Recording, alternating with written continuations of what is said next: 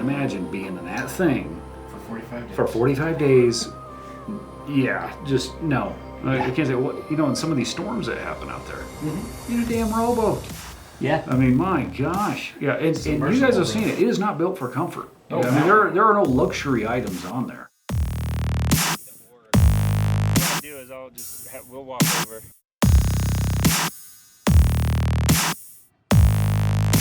So did you do 120 straight out there?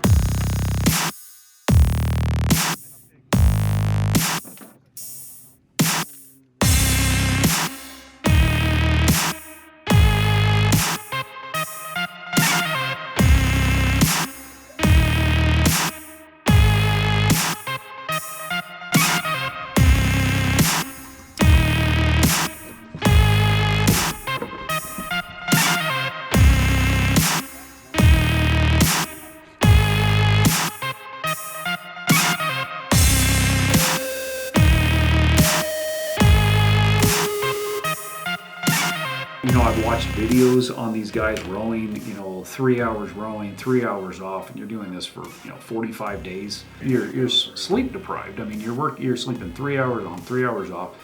You know, just the amount of just exertion you'll just being out of your sleep cycles, let alone if you get seasick, you know, lack of resources, missing your family, all these things. Mark came to me with this. I can't say it was surprising coming from Mark because he's just an extremist. I mean, this is a guy that's climbed mountains. He's been on Everest. He's done all these things. So it wasn't overly surprising just knowing the personality that Mark has. I was a little bit more shocked that he was taking Jared with him. He's a little bit more fragile, I guess you could say, than me. I've never known Jared to do anything this extreme.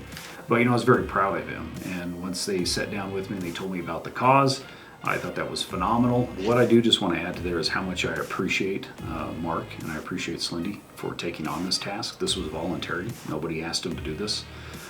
This is not something like, hey, let's go do it for a weekend. This is a serious commitment.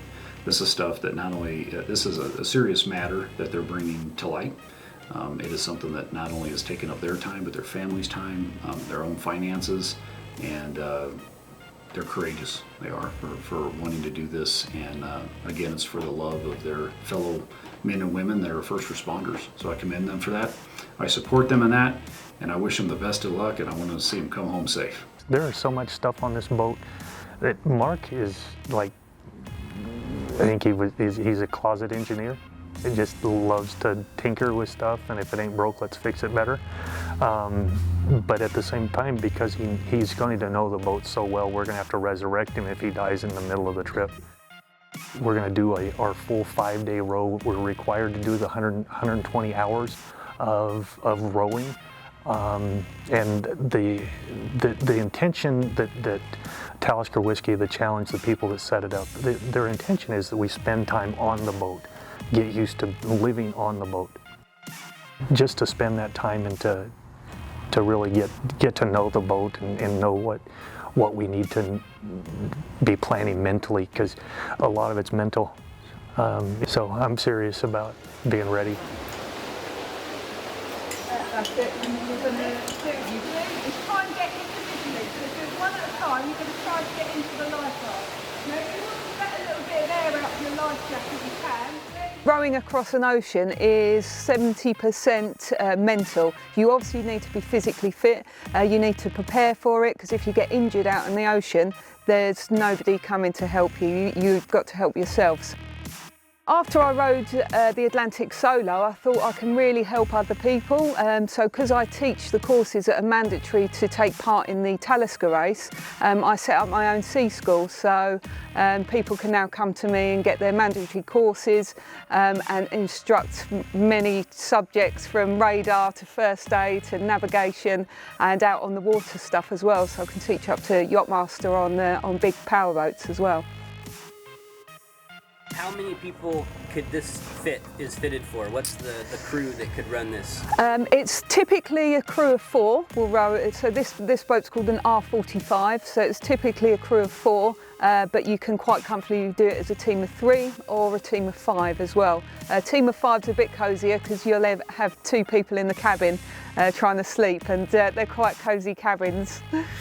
So as part of the training week this week, I'll be taking the guys out on this boat, and we're going to be doing some drills, anchor drills, sea anchor drills, man overboard drills.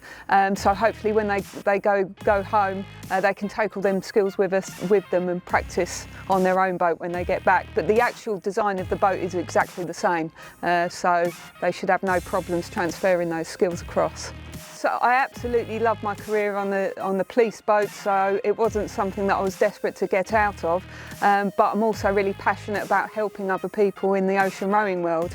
So to be able to use my skills to impart knowledge on other people and help them through their journey, and just the feeling of being part of somebody else's adventure is just a brilliant feeling, so I'm absolutely loving it.